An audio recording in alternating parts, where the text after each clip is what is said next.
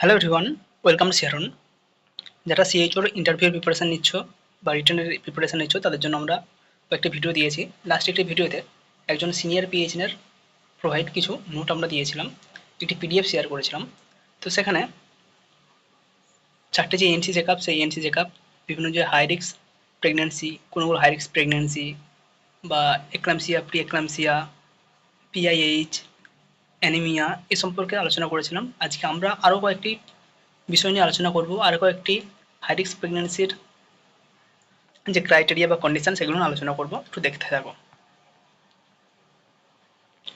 আগে আমরা এপিএইচ নিয়ে আলোচনা করে দিয়েছি, পিআইএইচ নিয়ে আলোচনা করেছি, আমরা আগে বললাম। তো আজকে প্রথমে একটি কোশ্চেন থাকে যেটা সিএইচদেরকে ইন্টারভিউয়ে ধরা হয়ে থাকে, মায়ের হিমোগ্লোবিন কতটা পরিমাণ নেমে গেলে বা কত পার্সেন্ট থাকলে সেটাকে আমরা সিভিয়ার অ্যানিমিয়া বলবো বা মাইল্ড অ্যানিমিয়া বলবো। তো এটা আমাদেরকে জেনে রাখতে হবে অ্যানিমিয়া কয় ধরনের, হিমোগ্লোবিনের রেঞ্জ অনুযায়ী তাকে আমরা কী কী ভাগে ভাগ করে থাকি। তো আমরা জানি নর্মাল একজন ওম্যানের হিমোগ্লোবিন থেকে থাকে 11 গ্রাম থেকে 14 বা 15 গ্রাম পার ডিএল একজন নর্মাল মহিলার হিমোগ্লোবিন হয়ে থাকে। প্রেগন্যান্সিতে কোনো মহিলার হিমোগ্লোবিন যদি 11 বা তার বেশি থাকে তো সেটা আমরা নর্মাল হিসাবে ধরে নেব, কোনো অ্যানিমিয়া বলে উল্লেখ করছি না। যদি হিমোগ্লোবিনের পরিমাণ 10 থেকে 11 গ্রামের মধ্যে থাকে সেটাকে আমরা বলবো মাইল্ড অ্যানিমিয়া। 7 থেকে 10 গ্রামের মধ্যে যদি হিমোগ্লোবিন থাকে সেটাকে আমরা বলবো মডারেট অ্যানিমিয়া। এবং হিমোগ্লোবিন যদি 7 গ্রাম পার ডিএল এর কম হয়ে যায় তখন আমরা সেটাকে বলবো সিভিয়ার অ্যানিমিয়া। এবং এই সিভিয়ার অ্যানিমিয়া হলে মাকে কিন্তু হসপিটালাইজ করতে হবে বা কোনো ডক্টরের অ্যাডভাইস নিতে হবে। কোনো মায়ের যদি মাইল্ড অ্যানিমিয়া থেকে থাকে তো তাকে আমরা কতগুলো আয়রন দিই। নর্মালি একজন প্রেগনেন্ট মাদেরকে কতগুলি বা কতদিন আয়রন ট্যাবলেট খেতে বলা হয়। প্রেগনেন্সি শুরু হওয়ার আগে বা প্রেগনেন্সি বা বাচ্চা কনসিভ করার আগেও যখন মা ফ্যামিলি প্ল্যানিংয়ের জন্য বা বাচ্চা কনসিভ করার জন্য প্রিপারেশান নিচ্ছে তো সেই সময় আমরা কেন মায়েদেরকে আয়রন এবং ফলিক অ্যাসিড দিয়ে থাকি, এই ধরনের কোশ্চেন করা হয়ে থাকে। নেক্সট আমরা চলে যাচ্ছি আরও একটি হাই রিস্ক কন্ডিশন নিয়ে, গেস্টেশনাল ডায়াবেটিস। অনেক সময় আমরা জিডিএম টার্মটা শুনেছি, গেস্টেশনাল ডায়াবেটিস মেলাইটাস। এটা জেনারেলি যারা গর্ভবতী মা তাদের যদি গর্ভাবস্থায় ডায়াবেটিস লক্ষ্য করা যায়, ডায়াবেটিস মেলাইটাস লক্ষ্য করা যায় তখন আমরা সেটাকে বলি গেস্টেশনাল ডায়াবেটিস মেলাইটাস। এটা আমরা কীভাবে ডিটেক্ট করবো, কীভাবে আমরা বুঝবো ওই মায়ের জিডিএম হয়েছে কিনা? ফার্স্ট আমরা হিস্ট্রি নেবো মায়ের কাছ থেকে, মায়ের প্রিভিয়াসলি ডায়াবেটিস ছিল কিনা, মায়ের ফ্যামিলি হিস্ট্রি নেবো এবং এখানে আমরা দেখে নেবো মা আগে থেকে কোনো অ্যান্টি ডায়াবেটিক মেডিসিন খায় কিনা, কোনো ইনসুলিন নিয়ে থাকে কিনা। যদি সেগুলো না থেকে থাকে তারপরেও আমরা মায়ের একবার ব্লাড টেস্ট করে নেব। এখানে ব্লাড টেস্ট আমরা একবারই করব সেটা নয়, আমরা বারবার টেস্ট করতে পারি। যতগুলো অ্যান্টিনেটাল চেক আপ মা করতে আসে তো সেখানেও আমরা এই ব্লাড গ্লুকোজ টেস্ট বা সিবিজি আমরা করে নিতে পারি। তো এটা জানার জন্য আর একটি টেস্ট আমাদের রয়েছে। ফার্স্ট আমরা নর্মালি করে থাকি, কোনো একটা ল্যাবে আমরা ব্লাড স্যাম্পল পাঠিয়ে দিই, সেখানে গিয়ে আমরা ফাস্টিং ব্লাড সুগার বা পোস্টপ্রান্ডিয়াল ব্লাড সুগার চেক করে নিই। তো ফাস্টিং ব্লাড সুগার যদি 92 বা তার বেশি হয়ে থাকে তখন সেটাকে আমরা বলবো জিডিএম মায়েদের ক্ষেত্রে, প্রেগনেন্সি মায়েদের ক্ষেত্রে। এবং ফার্স্ট আওয়ারে পোস্টপ্রান্ডিয়াল ব্লাড সুগার যদি 180 mg বা ডিএল বা তার বেশি হয়ে থাকে তাহলে সেটাও আমরা জিডিএম হিসাবে ধরবো। অথবা ব্লাড গ্লুকোজ যদি 153 mg পার ডিএল সেটা সেকেন্ড আওয়ার অর্থাৎ খাবার 2 ঘন্টা পর হয়ে থাকে সেটাকে আমরা জিটিএম হিসেবে ধরবো।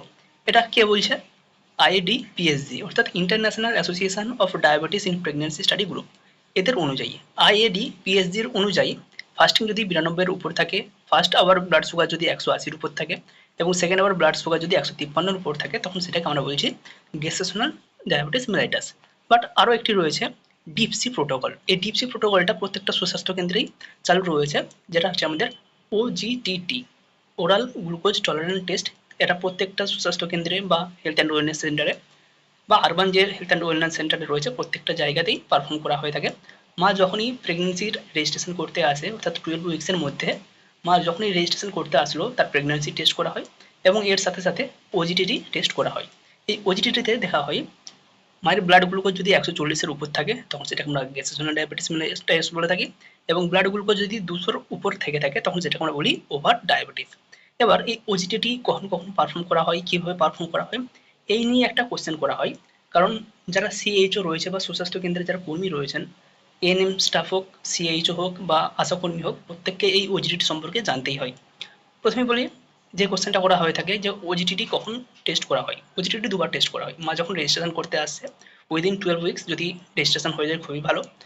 এটা তো যদি না হয় মা যখনই রেজিস্ট্রেশন করতে আসুক না কেন সেই সময় মায়ের এই ওজিটিটি টেস্ট করা হয় এবং আবার 24 উইকসের পর আবার একবার ওরাল গ্লুকোজ টলারেন্স টেস্ট বা ওজিটিটি টেস্ট করা হয়। দুটো কোশ্চেন আমাদের এখান থেকে এসে গেল। আর একটা কোশ্চেন যেটা করা হয় সিএইচওরা অবশ্যই প্রিপেয়ার হয়ে থাকবে এটার জন্য, ওজিটিটি কিভাবে টেস্ট করা হয় এটা একদম থরলি জানা প্রয়োজন রয়েছে। অনেককেই যারা ইন সার্ভিস রয়েছেন বিভিন্ন ব্লকে এই ট্রেনিং দেওয়া হয়, এটা নিয়ে বারবার আলোচনা করা হয়। তো ওজিটিটি আমরা যদি সুস্বাস্থ্য কেন্দ্রে যাই বা যারা ডিউটি করি তারা দেখেছি ওআরএস এর প্যাকেটের মতো একটি সবুজ রঙের প্যাকেট থাকে, একটা গ্লুকোজের প্যাকেট থাকে 75 গ্রাম একটা গ্লুকোজের প্যাকেট থাকে, যেটা কিছুটা দেখতে ওআরএস এর প্যাকেটের মতো বাট সেটা সবুজ রঙের। তো এই যে 75 গ্রাম গ্লুকোজ থাকে এই 75 গ্রাম গ্লুকোজকে মাকে একবারে খেতে বলা হয়। সেটা তো শুধু খেতে পারবে না, সেই 75 গ্রাম জলকে মাকে বলতে হবে 200 থেকে 300 ml জলের মধ্যে মিশিয়ে সেটাকে মা 15 থেকে 20 মিনিট ধরে খাবে। সেটা সে যখন খুশি খেতে পারে, দুপুরে ভাত খাওয়ার পর খেতে পারে, সকালে মুড়ি খাওয়ার পর খেতে পারে, খালি পেটে খেতে পারে, যে কোনো সময় খেতে পারে, এটা কোনো ব্যাপার নেই। মা খাবার পরেও খেতে পারে, খাবার আগেও খেতে পারে, অর্থাৎ খালি পেটে বা ভরা পেটে যে কোনো সময় মা এই 75 গ্রাম জল 75 গ্রাম গ্লুকোজকে 200 বা 300 ml জলে গুলে খেতে পারে।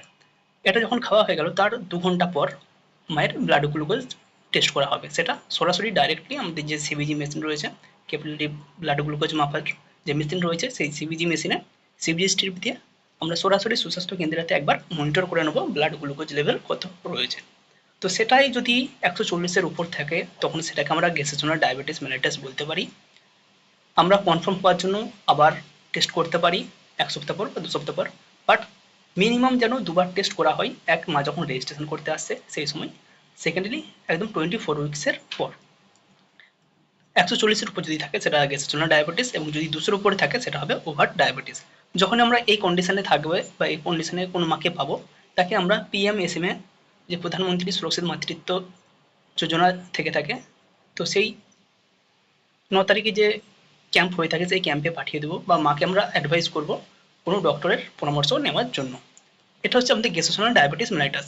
এখানে দেখো পরবর্তী একটা পয়েন্ট রয়েছে, blood sugar more than 200 mg/dl at any point of time it is considered as over diabetes। তো যদি যে কোনো সময় আমরা যখন গ্লুকোজ টলারেন্স টেস্ট করলাম বা ফাস্টিং বা পোস্টপান্ডিয়াল যখনই টেস্ট করি না কেন কখনো যদি আমরা দেখি যে 200-এর উপর হয়ে গেছে সেটাকে আমরা ওভার ডায়াবেটিস হিসেবে ধরে নেব এবং মাকে ডক্টরের কাছে রেফার করে দেবো। এটা আমাদের কমন একটা কোশ্চেন, এখান থেকে কোশ্চেন পাবেই, এটা আমরা শিওর হয়ে গেলাম। নেক্সট আমাদের আরও রয়েছে নিউবর্ন কাকে বলে, নিউবর্নের পিরিয়ডটা কত, ইনফ্যান্টের পিরিয়ড কত, টডলার, চাইল্ড এদের যে এজ পিরিয়ড সেই পিরিয়ডগুলো আমাদেরকে জানতে হবে।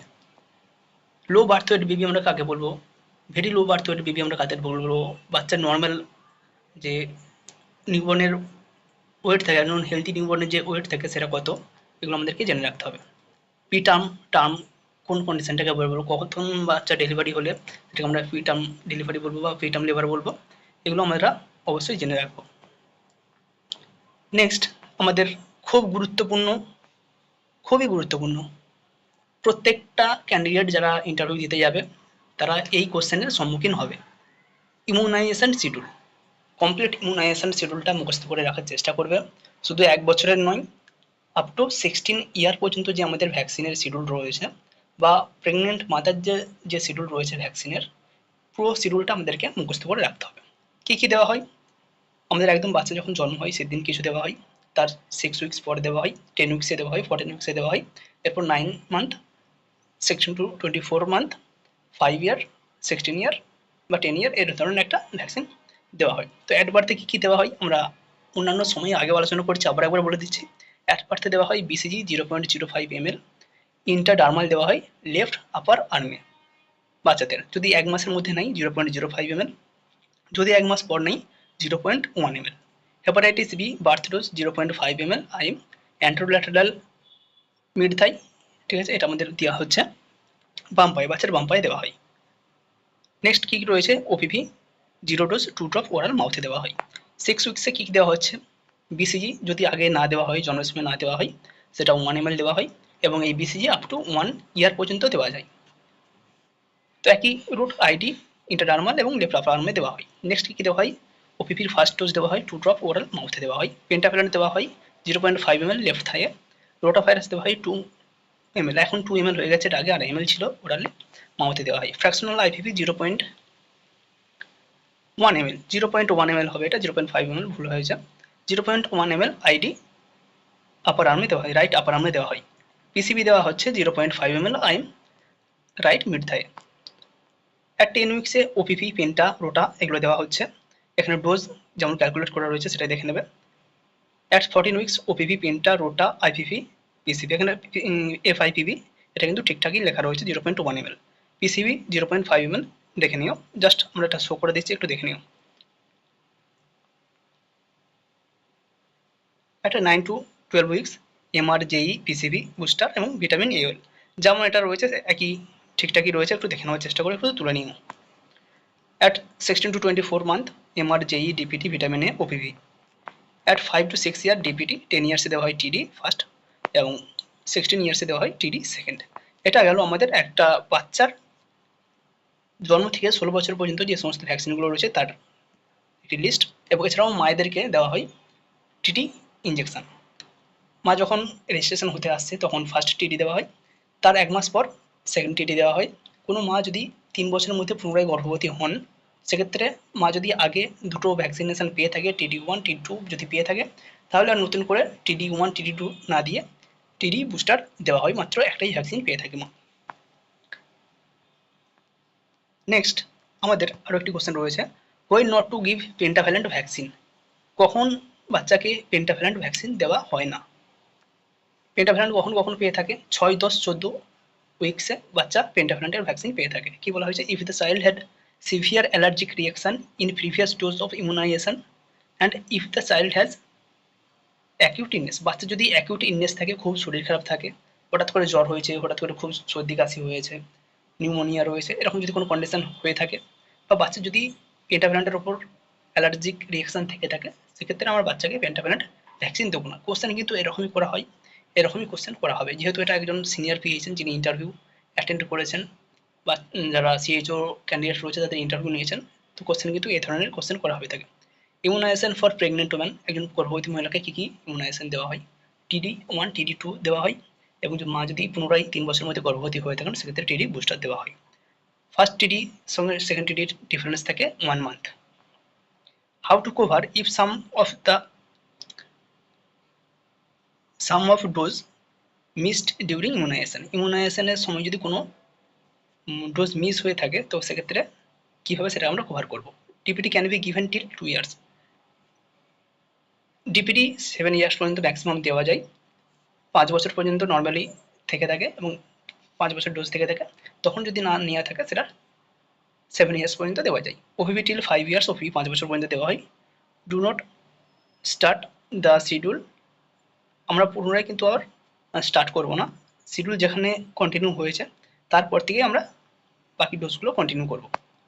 How to calculate the quantity, এটা প্রয়োজন পড়ে না। নেক্সট আমাদের খুব গুরুত্বপূর্ণ একটি কোশ্চেন, এইএফআই, যারা সিএইচও রয়েছি, এনএম রয়েছি, প্রত্যেকেরই এটা প্রয়োজন। এইএফআই কি, adverse event following immunisation, AEFI এটা ফুল ফর্ম, এটা অবশ্যই পড়ে রাখবে। এইএফআই বলতে কী বোঝো, অ্যাডভার্স ইভেন্ট ফলোয়িং ইমিউনাইজেশন, কোনো ইমিউনাইজেশন দেওয়ার ফলে কোনো বাচ্চাকে যদি কোনো অ্যাডভার্স ইভেন্ট আমরা লক্ষ্য করতে পারি, সেই কন্ডিশনটাকে আমরা বলছি এইএফআই। এটা বাচ্চার অ্যালার্জিক রিয়াকশন হতে পারে, সেখানে লাল হয়ে ফুলে গেছে, ব্যথা হয়েছে, জ্বর হয়েছে, কোনো র্যাশ বেরিয়েছে, এগুলো কিন্তু এইএফ এর মধ্যেই পড়ছে। Adverse event following immunization is defined as any untoward medical occurrence which truly associated with vaccine, যেটা ভ্যাকসিন দেওয়ার জন্য হয়েছে, result of immunisation process, immunisation দেওয়ার ফলে সেটা আমাদের শরীরে যখন কাজ করতে শুরু করেছে সেই প্রসেসের জন্য কোনো রেজাল্ট বা আউটকাম, কোনো অ্যালার্জিক রিয়াকশন, কোনো ফিভার এসেছে, সেটা হতে পারে।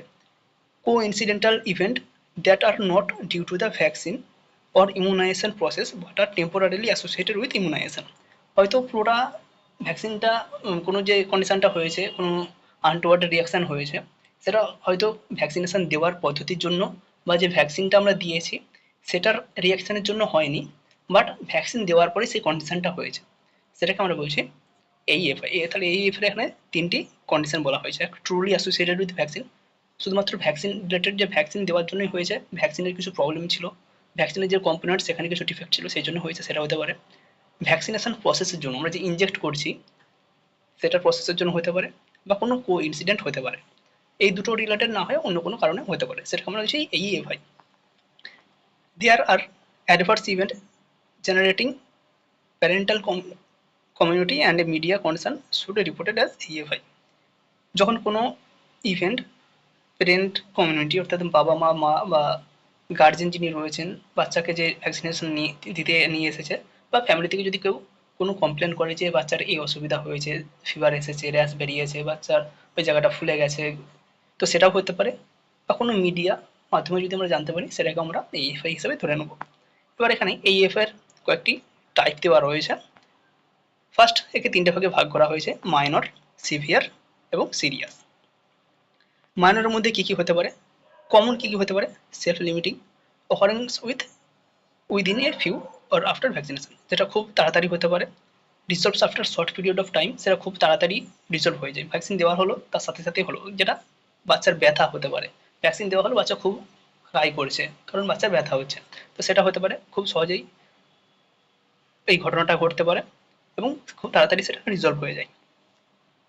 পোজ লিটিল ডেঞ্জার, এটা ডেঞ্জারাসের খুব কম। কী কী হতে পারে এক্সাম্পল দেওয়া হয়েছে, পেনফুল হতে পারে, সোয়েলিং হতে পারে, লাল হতে পারে, ফিভার, বাচ্চার জ্বর আসতে পারে, ম্যালেজ হতে পারে, বডিতে আমাদের যা ব্যথা হয় সেই ব্যথা হতে পারে, ইরিটেবিলিটি, বাচ্চা এছাড়া অস্থির হতে পারে। এগুলো হচ্ছে মাইনর। প্রত্যেকটা বাচ্চার ক্ষেত্রেই প্রায়ই হয়ে থাকে, কারণ ভ্যাকসিনেশন দেওয়ার পরে আমরা বলে দিই কোন কোন ভ্যাকসিন দিলে বাচ্চার কী কী সাইড এফেক্ট আসতে পারে, ব্যথা হতে পারে, লাল হতে পারে বা জ্বর আসতে পারে, এগুলো কিন্তু আগে থেকে বলে দেওয়া হয়। নেক্সট কী রয়েছে, সিভিয়ার।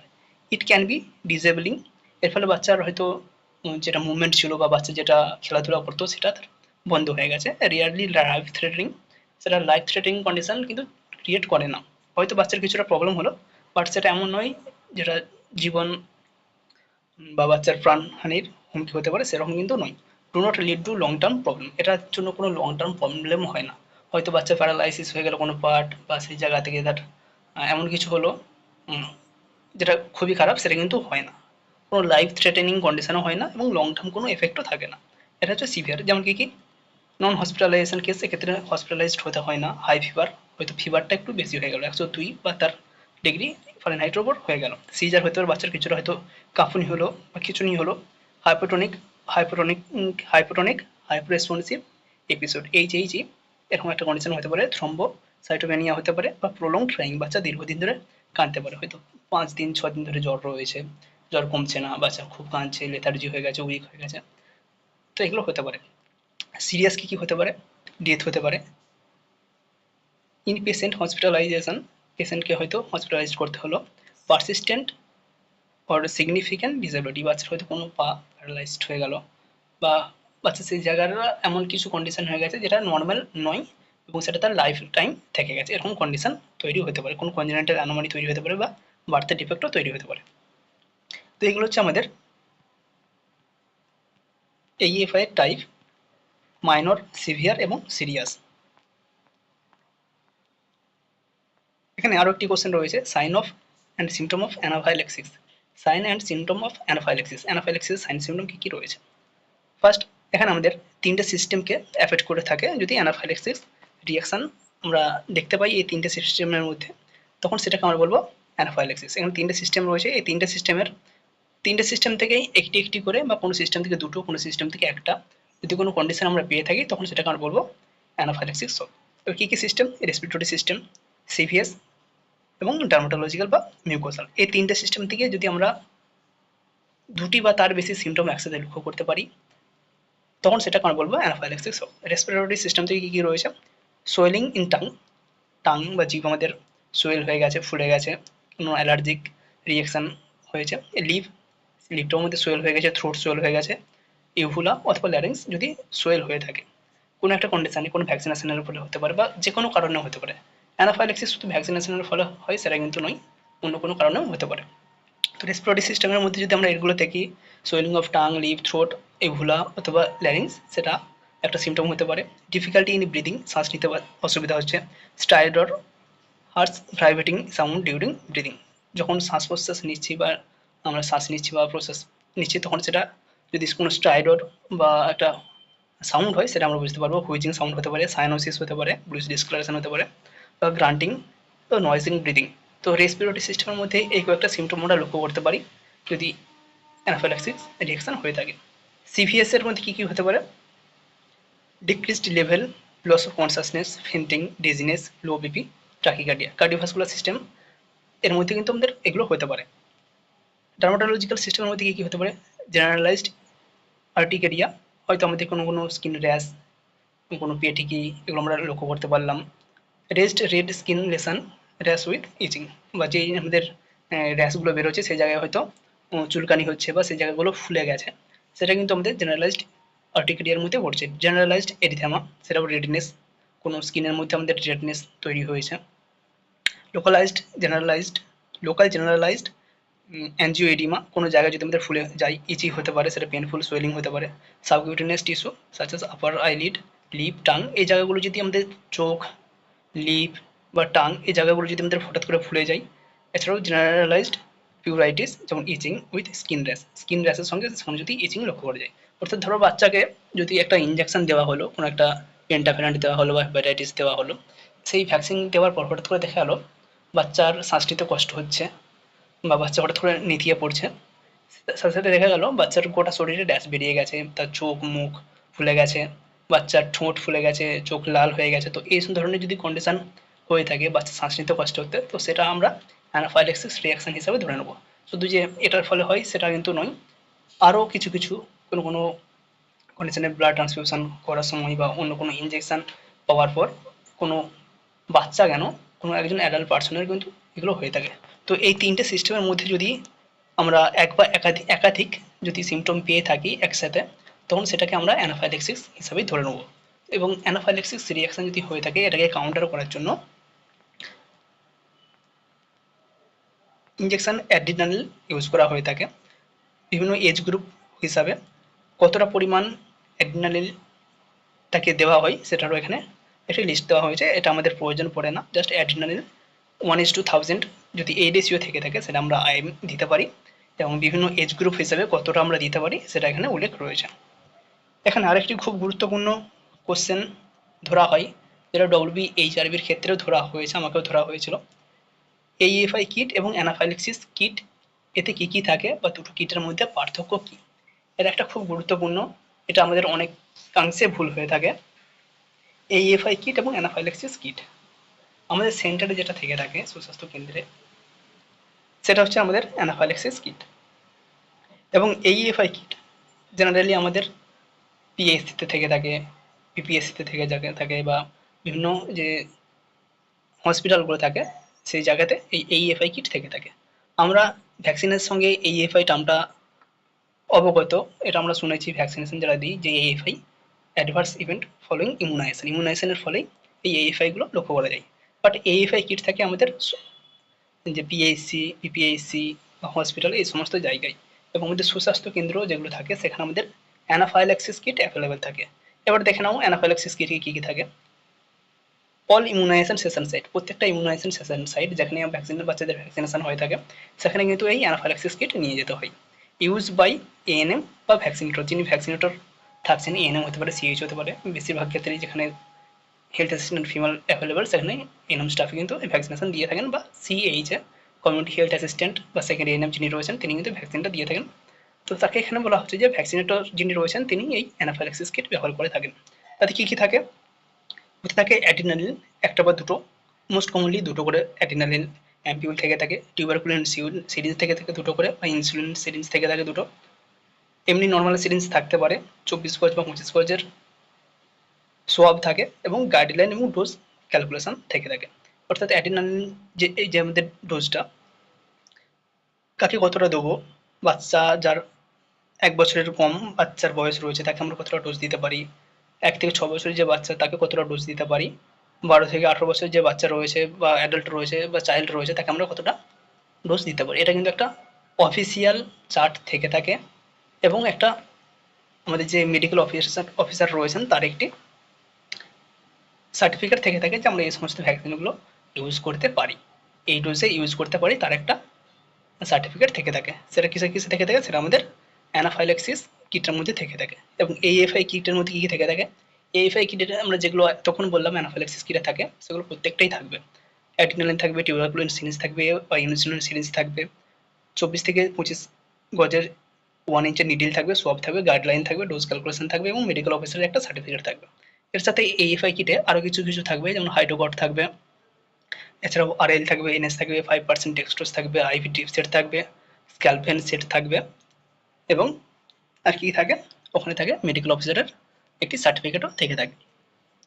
তো এইগুলো থেকে থাকে এইএফআই কিটে, কারণ এখানে আইভি ফ্লুইডটাও প্রয়োজন পড়ে থাকে এবং এটা জেনারেলি ইউজ হয়ে থাকে স্টাফ নার্স, মেডিকেল অফিসার এনাদের দ্বারা। সেটাই বললাম, পিএইচসি বা বিপিএইচসি বা হসপিটাল এই সমস্ত জায়গায় এই AEFI kit available, anaphylaxis kit available হয়ে থাকে সুস্বাস্থ্য কেন্দ্রে বা যে সমস্ত জায়গায় ভ্যাকসিনেশন হয়ে থাকে, যারা ভ্যাকসিনেটর হিসাবে থেকে থাকেন সিএইচএ বা এএনএম দিদিরা, তারা কিন্তু এটা ব্যবহার করে থাকেন।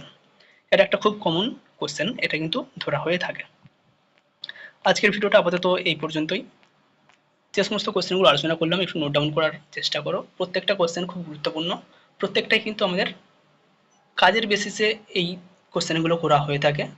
কারণ আমরা যেটা অ্যানিমিয়া নিয়ে আলোচনা করছি, সিভিয়ার অ্যানিমিয়া যদি হয়ে থাকে, মাইল্ড অ্যানিমিয়া হয়ে থাকে, সেক্ষেত্রে কতগুলো করে আয়রন ট্যাবলেট দেওয়া হয় সেটা কিন্তু সুস্বাস্থ্য কেন্দ্র থেকে ঠিক করা হয়ে থাকে বা সুস্বাস্থ্য কেন্দ্র থেকে প্রোভাইড করা হয়ে থাকে। তো যারা সিএইচও হিসেবে কাজ করবে তাদের এই প্রত্যেকটা কোশ্চেন পরবর্তীকালে ফেস করবে, হয়তো ইন্টারভিউ পিরিয়ডে নাও ফেস করলেও যখন তোমরা সিএইচও হিসেবে কাজ করবে এই কোশ্চেনগুলো কিন্তু ফেস করবেই।